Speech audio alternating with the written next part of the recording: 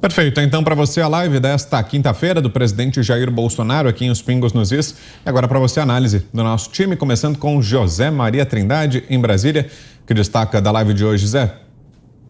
Pois é, olha, Vitor, o presidente Jair Bolsonaro, ele faz um trabalho de transparência do governo que é muito importante. Isso é uma conversa direta, sem interferência e sem análise, né? O que o presidente falou é ali, o que o presidente fala, e não as notícias interpretadas e mostradas por aí. Então é importante que ele continue. Eu confesso que quando ele disse no início que faria semanalmente esta conversa, esta linha direta com o povo, eu falava, não, vai chegar um momento em que ele vai desistir. Veja bem, já estamos aí com 4 anos de governo e ele tem mantido a rotina. Ele começou falando de um assunto muito importante, a distribuição de 340 mil títulos da reforma agrária. Qual é o objetivo da reforma agrária? É a distribuição do título, a garantia. Se tem a garantia e a posse legal e na prática, né, de fato, do terreno, quando se tem o documento. E o presidente está entregando o documento. Ou seja, são 340 lotes de reforma agrária que foram,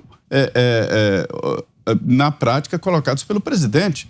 Ou seja, é um recorde, né, do Brasil em entrega de títulos. Todo mundo só aguarda a entrega de títulos. O documento é muito importante.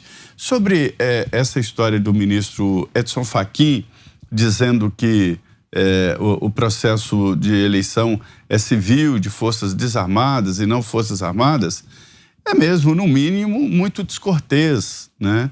E o presidente do TSE, além de mostrar ali que tem lado, ele acaba agredindo as forças armadas que sempre atuaram nas eleições.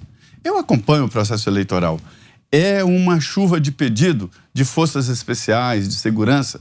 E depois da determinação do TSE, as forças especiais do Exército e da Aeronáutica, enfim, das Forças Armadas, né, vão para o município, quando o TSE aprova, ou seja, as Forças Armadas participam sim do processo eleitoral. Levam urnas, buscam urnas e fazem a segurança do processo.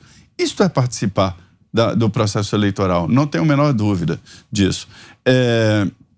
Sobre os combustíveis. Desde o início, o presidente Jair Bolsonaro, ele travou uma luta para a transparência no processo. Antes, todo mundo xingava o dono do posto e o governo pelo preço dos combustíveis. Agora a gente sabe como é formado o preço em toda a cadeia, desde que sai lá da refinaria, o preço da distribuidora e os impostos que são cobrados pelos governos estaduais. Mas, de qualquer forma, agora fica muito ali claro de que a Petrobras não tem mais nenhum motivo a não ser os altos salários dos diretores e dos presidentes. Eu sempre digo aqui, e o presidente já ouviu isso aí, é um cargo melhor, mais abrangente do que do presidente da República. Salário muito maior, 1000 vantagens, menos críticas e ainda tem aquele certo ar de executivo de empresa privada. É assim, diretor ou presidente da Petrobras, e o presidente foi no ponto certo, né? Então agora apresento, eu sei, o Congresso não vai permitir a privatização, mas o governo põe na mesa o processo. Sobre o crédito educativo, tem razão, o crédito educativo é lá de trás. Mas ele vem passando ali, o Floriano Pesaro fez uma mudança importante no PSDB e ele vem passando por processos importantes. Inclusive, o último processo dizendo que quem tem família rica não precisa do crédito educativo, que é para os correios de baixa renda. E o presidente até coloca, Jair Bolsonaro mudou também, todo o governo coloca ali a sua marca no crédito educativo, que é antigo e vem sendo aperfeiçoado, e foi aperfeiçoado ali no governo do presidente Jair Bolsonaro.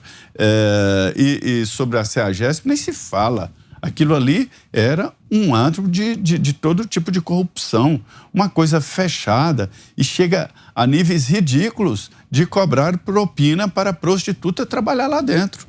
Onde tem caminhoneiros e tal, há aproximação desse tipo de coisa. Onde há gente, né? Não é caminhoneiro. Onde há o fluxo de pessoas trabalhando, há essa aproximação, né? Até os quartéis têm aproximação, enfim, de vários setores. E lá na CEAGESP, como não havia uma direção firme, a coisa se avolumou. E a corrupção chegava a... Gente, aquele pessoal que puxava carrinho, né? Mula sem orelha, como se diz em alguns lugares, cobrava a propina deles. E aí chegou o Coronel Araújo para colocar a linha, ou seja, quando afasta esse mando político, essa coisa nojenta misturando com o governo, a política é boa, mas exercida nas suas práticas legais. Aí a coisa fica feia e a CEAGESP é um exemplo ali de que é possível sim fazer uma empresa estatal funcionar bem e para o objetivo pelo qual foi criada. Isso aí. Ana Paula Henkel, você, Ana, seus destaques da live de hoje do presidente Jair Bolsonaro.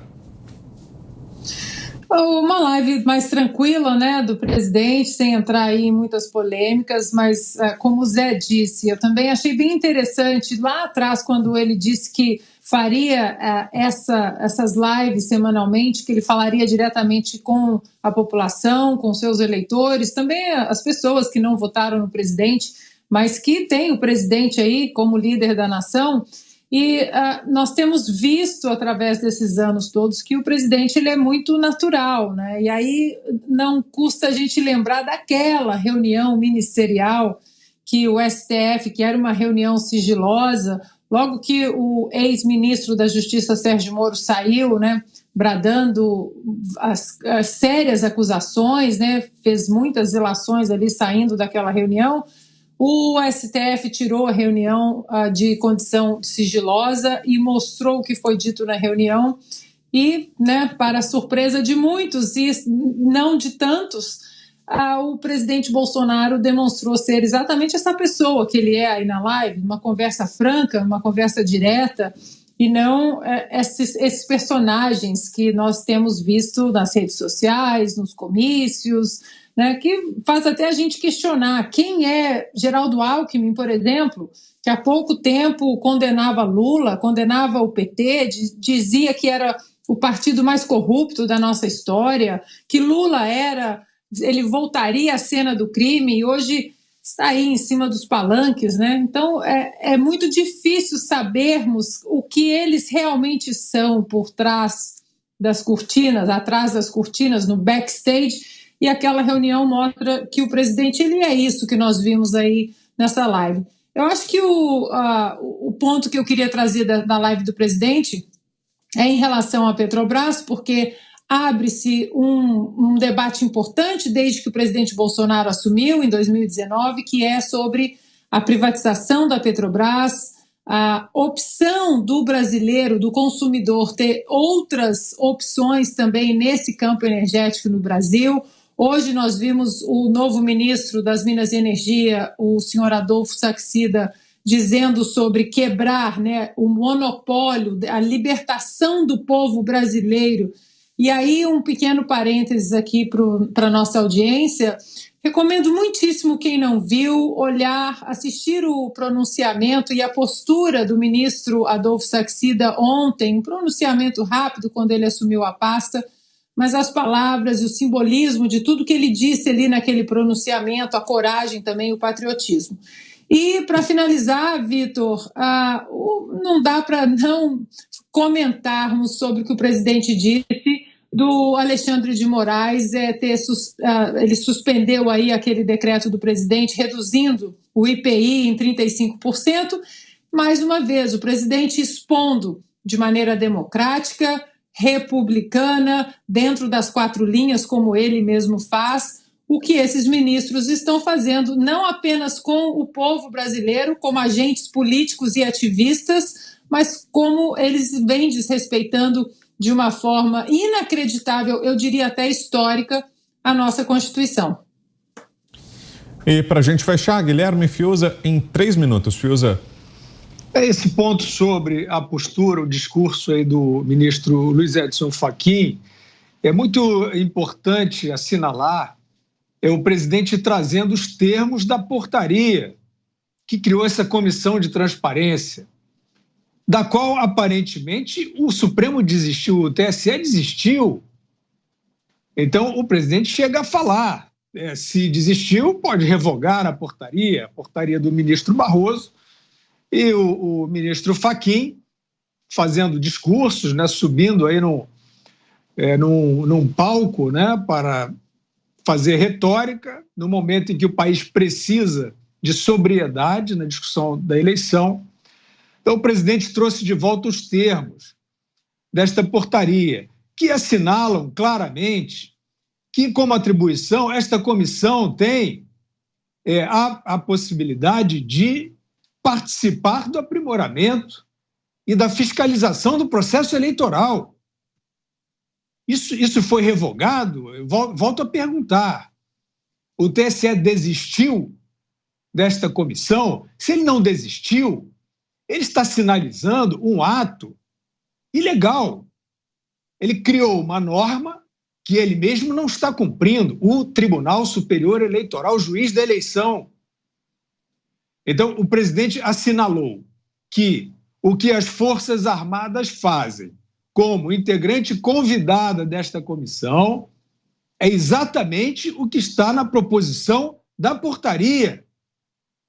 E no meio do percurso, o tribunal desiste deste funcionamento, uma regra que ele próprio criou. Olha, Vitor, eu acho que isso é jogar gasolina no fogo de uma crise institucional. Isso aí, quer dizer, você desistir, você começar a trazer tentativa de estigmatização das Forças Armadas, forças desarmadas, etc. e tal, isso é uma exploração política. Isso não está em acordo com o que traz a portaria lida ali pelo presidente, e é claro que então torna-se mais um elemento de desconfiança da população em relação à conduta dos que presidem o processo eleitoral. O presidente citou expressamente isso. Se o ministro não concorda mais com a portaria do seu antecessor, ele revogue. Mas, nesse momento, nem uma coisa nem outra. O ministro Fachin, nessa postura atual do TSE, ele não está abrindo o espaço para o funcionamento da própria comissão.